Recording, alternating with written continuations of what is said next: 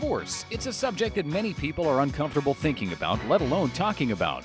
But for this next half hour, divorce is all we're talking about. Welcome to Dealing with Divorce, a program dedicated to the serious subject of divorce. The host of the show is Nan Cohen, divorce consultant. Nan has assembled a panel of various experts who work with families affected by divorce. And now, KQB is pleased to present your host, Nan Cohen. Nan Cohen! And welcome to another edition of Dealing with Divorce. Well, exciting news for the divorce attorneys here in Pittsburgh with the fall news that some laws changed. And so who better to have with me in the studio than Carla Donnelly from the law firm Gentile, Horho, and Avali. Carla, Hi. I'm so glad you're here. I know that people were itching, and I heard it was going to be passed this year, next year. It's almost got a signature, doesn't? We could, no. And all of a sudden it was done. Right. So here we are. Just give it to us. Well, you're right that we had heard rumblings every year that the new law was going to pass, shortening the waiting period in Pennsylvania from 2 years to 1. And finally, we got word that passed the legislature, and then it was on Governor Wolf's desk. He signed it in early October with an effective date 60 days later. So on or about December 6th, 2016, the new law went into effect. And what that means is that people who separated after December 6th are affected by the new law. If you already had a divorce pending or if you were already separated, the 2-year separation applies. So I gotcha. But what does it mean to the person that may be, and you know me, if we can save a marriage, I'm all for it. And I support that. But for that person that's now in that position, this can technically, it cuts a lot of time. It does. And for some people, that's good news. And for some people, it's not so good news. It really helps the higher income earner in the marriage and unfortunately hurts the lower income earner in the marriage. And now you think that was the reason for the delay all these years?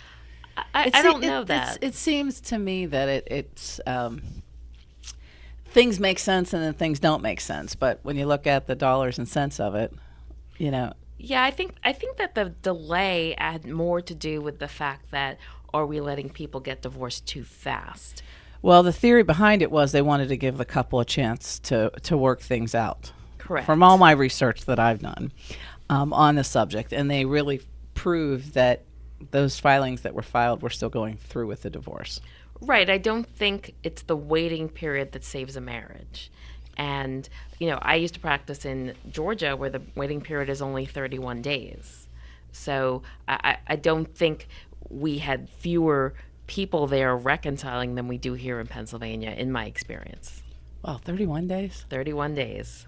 Wow. And I could say that when I work with some of my attorneys that I work with, it's amazing. We get them done if we're at 90 days. Right, and that's we're huffing and puffing there. Right, and that's an important point to make, that if both parties consent to the divorce, they can still get divorce with it after 90 days of their divorce case pending. When we talk about the 1 year or the 2 year separation, we talk about date of separation to we talk about when they separated, not when they filed for divorce. Sometimes the date of separation is the date of the divorce filing, but we can date back the separation period to when the parties separated. So since we're just catching up a couple months into it, what's your feelings? Well, I think that a lot of people are actually relieved that the waiting period is shorter.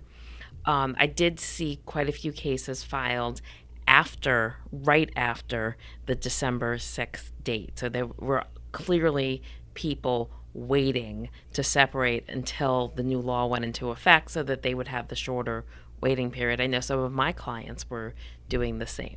Mm-hmm. And as we say a lot of the time, I mean, there's strategic moves upon filing, and a divorce sometimes has strategic moves to it, but that's okay. I kind of support this. I think that, you know, I've been asked this a couple times, and I think, you know, if the divorce is going to happen, why prolong it?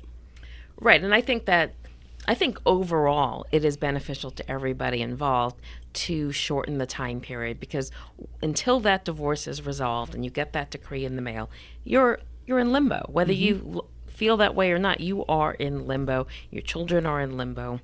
But it does shorten that period where interim support would be paid. So that's where the negative impact comes in. If somebody really is dependent on that interim support, they may still get alimony after their divorce is over, but that interim support that you get until your divorce is final and the assets are divided is usually the highest support that you are going to get.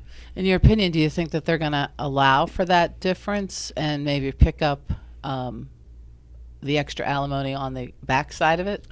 I don't think that somebody will ever yield quite as much, but I do think when we look at alimony, which is a post-divorce remedy that comes along with the equitable distribution of the assets, I think you won't be able to make the argument now that the person has received APL, alimony pendente lite, that interim support, for as long as they had. So if you're looking at, a 15-year marriage, you now can't say, well, they've really been receiving alimony or support for 2+ years. It's now going to be 1+ years. So there is an argument to be made that the length of the term of the alimony, that post-divorce support, should be longer. I don't think it's going to be an argument that it should be higher, but it is an argument that it should be longer.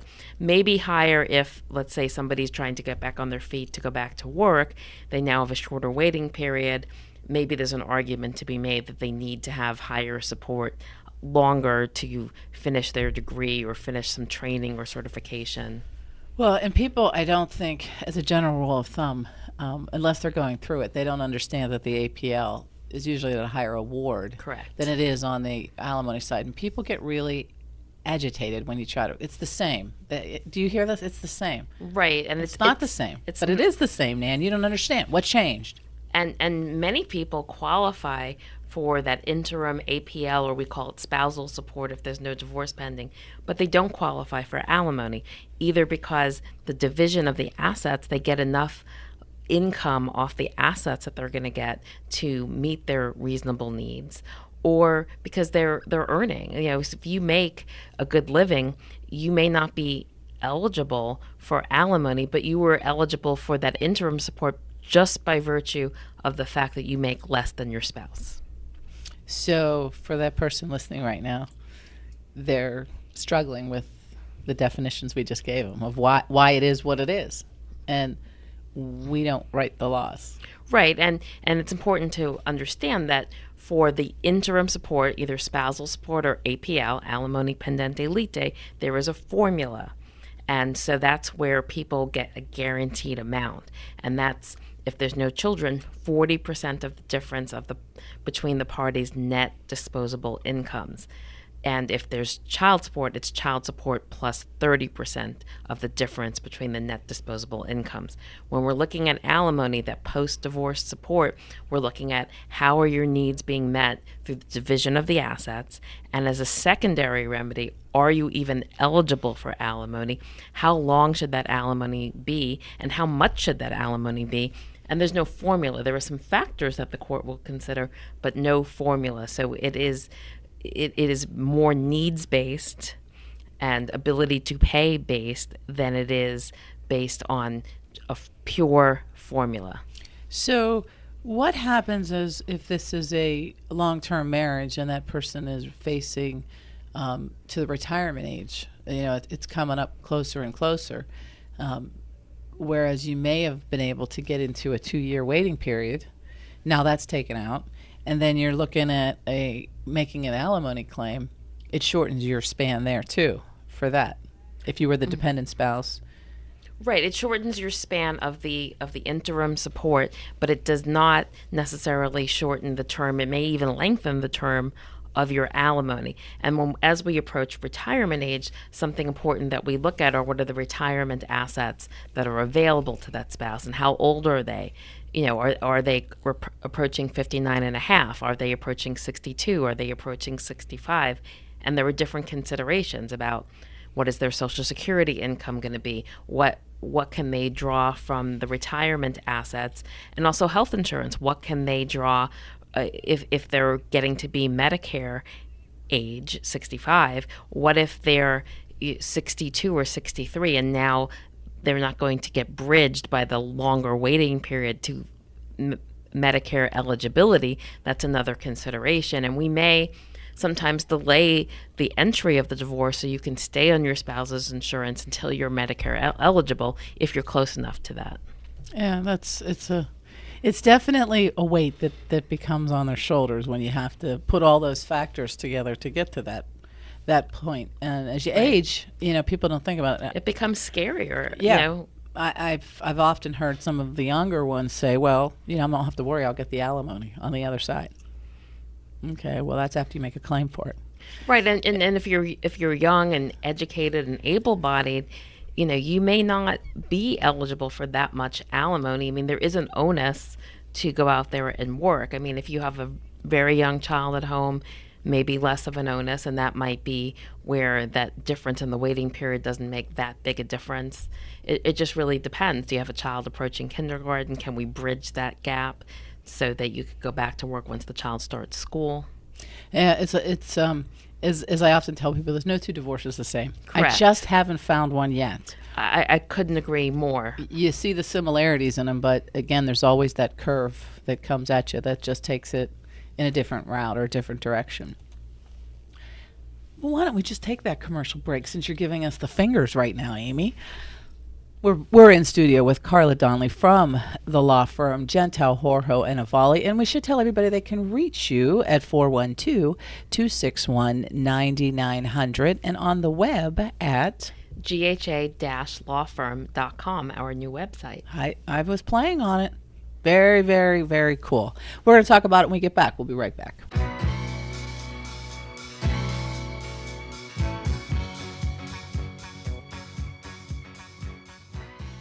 You look around your house and see a too quiet, empty nest. Clutter has taken over and puts your patience to the test. Just starting the lawnmower now is a chore, and you hate that awful sound. It can only mean achy knees and leave you sofa-bound. A dozen more steps have appeared on the staircase that you used to run. Cleaning is a pain, cooking's a task, and cold weather is certainly no fun. It's time to refocus and find joy in life, where wellness is the goal. Active seniors choose Providence Point, which is good for body and soul. Providence Point, Pittsburgh's premier senior living community, provides an active lifestyle. From the indoor swimming pool and whirlpool to the complete fitness center, full-service salon and spa, library, golf simulator, and surround sound theater, residents enjoy unparalleled amenities and a full calendar of social, cultural, and educational events. To schedule a tour, call Providence Point today, 412-489-3550. Are you thinking your marriage may not be forever? This is Carla Donnelly, principal at the law firm of Gentile, Horho, and Avali. Our team of proven, innovative attorneys focusing on family law will help you navigate through the complexities of divorce proceedings, especially those involving high net worth, litigation, and custody. Proven, focused, innovative. That's what we are and what you'll need at this unsettling time.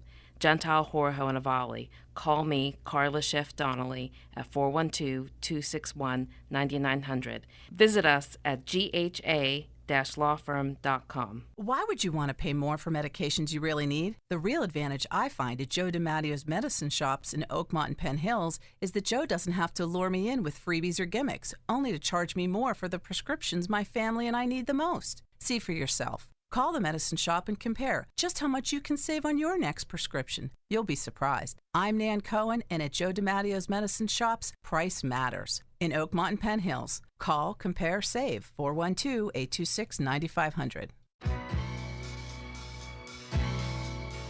And we're back with Carla Donnelly from the law firm Gentile, Horho, and Avali. You know, when I have the opportunity, as you know, that I work with people in the before, during, or after stage of divorce, and you know, getting somebody in the beginning, I think they realize that, you know, you have important decisions to make. And I say it all the time, you know, the law's the law. You know, how attorneys want to practice it, the law doesn't really, it's the non-changeable thing. It's how they present it and how they do it in their case. And I think, you know, I look at a lot of different things. It's almost matchmaking. Right. It has to be a good You fit. know, I got to know the client, and obviously, you know, I know my host of attorneys in town, and there's certain attorneys that are right for certain cases, and anybody can do it, but the client consideration on my end of it is very, very important. And so that brings us to the question of, you know, well, what do I look for? What do I do? Because often I'll walk in with a client to meet an attorney, and their expectations, you know, most of the time, they may know a divorce could be pending, and, you know, I always say the words are nothing until the actions happen. And they're blindsided by it. It's a lot to take in. But I think it's when you get the experience and the readiness and the firm being prepared to handle the case, like we've said earlier, no two cases are the same. Right. We got to look at what's presented, what are we going to do, how are we going to do it, and what's in the best interest of the client. So when I think we put those things together, I know what I got to do, but I'm curious to throw that to you now. What do you do? In an initial consultation with a client? You know, getting it ready, because, you know, you're looking at it from the day 1 to day 30, day 365. I could keep going. There's a lot that goes on there. Right, and it can be overwhelming for somebody, extremely. And daunting for somebody to come in, and you know, it's a marathon. It's in most cases it's not a sprint, and so I try not to throw too much information, unless people specifically ask questions, at somebody beyond what they need to know in the next 30 to 60 days. So it's really about triaging the situation that they're in, deciding, you know, what are the important decisions that need to be made? What is the information I need to convey to them about the law so that they can make informed, quality decisions early on that will endure throughout the case. And, you know, part of it is making them feel comfortable with me, but I don't like to spend virtually any time talking about myself unless they have specific questions, because that's their time. They're paying for it, and they've walked in the door. They probably have a million questions. So I want to know some basic information. You know, how do you work outside the home? How much do you make? How much does your spouse make? How familiar are you with the finances? And because there are different considerations for somebody who knows nothing about their finances versus some people walk in, they have the tax returns, they have the statements, they know every little detail. And so I'm going to tailor that first appointment to what they need to know and how much I can inform them that they can withstand at that time. If they're very emotional, try to keep it very simple, because I could throw a lot of information at them, and if they're not absorbing it, it's not helping anyone. It's actually making them feel even more overwhelmed. So it's really about, in those first few moments, triaging the situation and seeing what the client needs at that moment. Well, because for the audience that's listening, when we say it's very, very simple, it's simplistic in the steps that need to be taken. And it's very routine on your end. Right. And I always have to keep in mind that while this is something that I live and breathe on a daily basis, this is the first time, in all likelihood, this person sitting across the table from me has been in a divorce lawyer's office. And even if it's the second time, correct, they're not prepared for what those wiggles and waggles can be going right along with it. But I bring that to point. I mean, you know that I can help facilitate. You know, I can't do my job without the support of you. You know, the attorneys in town. You make my job really a lot easier when you work with us and get these points taken care of. But I think the readiness and being prepared, you know, of course, you know, there's just a fear in a lot of people. And I had this happen yesterday. Well, I've never been to court. And I said, well, you don't ever have to go to court. I mean, you can sit down and we can work these things out with the attorneys and get these things done. And, you know, right away the client will relax with that, the fear of the unknown. But there are times where things go haywire and you do have to go in. Right. And, you know, you're right. I think there are many clients of mine who never see the inside of a courthouse, yet I get them through their divorce, and they get a great result. But there are times when things go haywire, right, and things are out of our control, because it's it's like a chess game. We only can play one side of the game. We can't control the way the other person's playing it, but we can be prepared and we can fight when we need to fight. And I think preparation is a very overlooked part of what divorce lawyers have to do a great job for their clients. I was in a mediation yesterday where very complicated issue and issue involving other professions, other disciplines. And so when in my room, in the caucus with my client, was also two experts who had a lot of credibility and knew their way around the issue, so that when the mediator came into our room and had some questions, those questions were answered. And frankly, that information taken back to the other room was unquestioned because there was nobody there to counter the information that we were providing. And the information we were providing was good information. That carried the day, and that led our client to getting a great result because we took the extra time to strategize who needed to be in the room. We had all our numbers, we had all the information, so that we became the resource. And so we were able to dictate how the settlement would go. And I want us to encourage people to understand that's what your attorney needs to have done. That's not on you. Yeah, you are a huge part in pointing us in the direction that needs to be had. And your information is really valuable to us. But when it comes to knowing or projecting how the case is going to go, that's where you got to step up your game and know, you got people. Listen, we all get overworked. We all get overwhelmed with things. But when it's your day in that arena, everybody has to have game on. Right. There is no room for error or fail.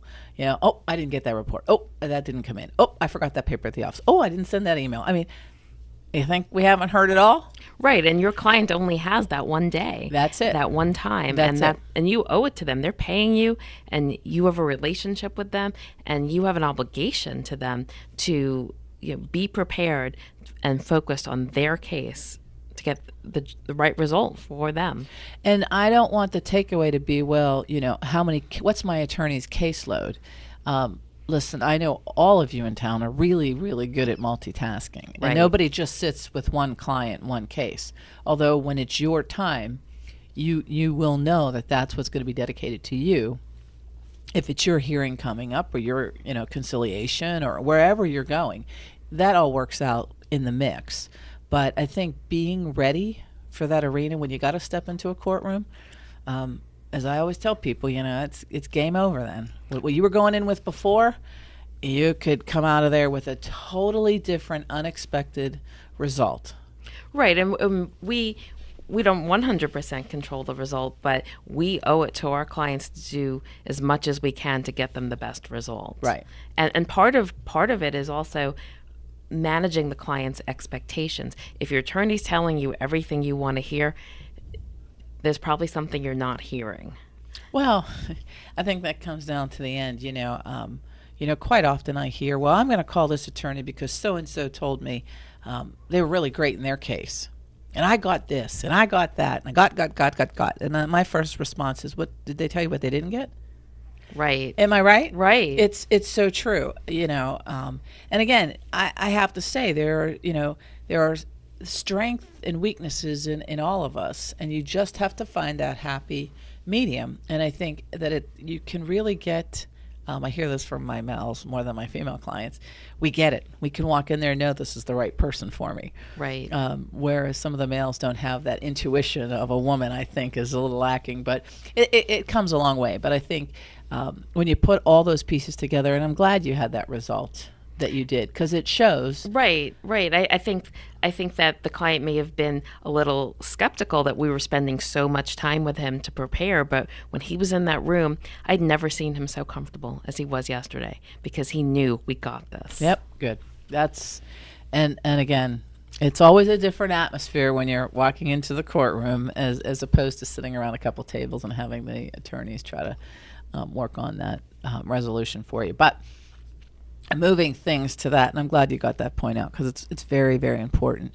I was presented with an interesting question. Okay. And, sometimes you just stumble upon these things. And to the surprise of somebody I was talking to, I had said, when you get to that point at the end, you really want to make sure you're making the decisions, educated decisions on what your result's going to be for you. I said, because you don't really get a chance to go back and do the redo. You don't. And so I've learned that from all of you over the course of the year, and people trying it, Right. realizing, oh, I should have done this, or I'm going to go back and get that. And I wanted the professional opinion from you to talk to people that you really, what you'll spend to get where you think you want to go, do it before you sign on that dotted line. Absolutely. In Pennsylvania, try to get out of something you signed. Good luck with that. It is virtually impossible, and it's worth every penny to have somebody qualified look at something before you sign it, even if it looks simple to you. But I didn't understand it. You Too hear bad. that? You hear Yeah, it? right. But the judge is going to understand that I forgot to include this in my piece. Right. That's too bad. And a lot of people say is I was under duress. Well, in Pennsylvania, unless you have a photograph of somebody holding a gun to your head and proof that that gun was loaded, you're not going to be able to show duress. And I think that that's the point. And it's not to scare people. I think it's take a deep breath and understand, and don't be rushed to make these snap decisions in something that cannot be undone. Correct. And I've had the judges visit me on the air, and they stress the same thing. We don't care at that point. Right, because they don't have the authority to look to the fairness of the document that you signed as a way to get you out of it. So you could sign the most unfair piece of paper in the world, and you're going to be stuck with it. Well, and so it came back with the follow-up. But don't people make mistakes? Right, but people do make mistakes, but, do you want to be one of them, or do you want to take the time and spend a little bit of money to get it done right so that you're not one of those people who makes mistakes? And that's why I say that as we started with the introduction of the new law, talking a little bit about having your, firm, your attorney be, ready, prepared, Right. to go, and realizing in the finale stages, because it will end. People get often lost in that. Well, will my divorce ever be final? It will. Yes, there is definitely a yes that comes over after to that point, and that's why I'm really glad you sat in on this session of dealing with divorce, because hey, you're good at what you do, Carla. Well, thank you. We got that down. So you can reach Carla at 412-261-9900. And I always say visit them on the web, because that website's amazing. You just got up there. It's ready to go, informational, and you can do everything right there in that first initial contact. It is jam-packed with information. I love it. GHA-lawfirm.com. Give it to her one more time. GHA-lawfirm.com. All right, Carla, we'll get you back here in the studio just in a little bit of time. All right? Thank you. All right. Thanks.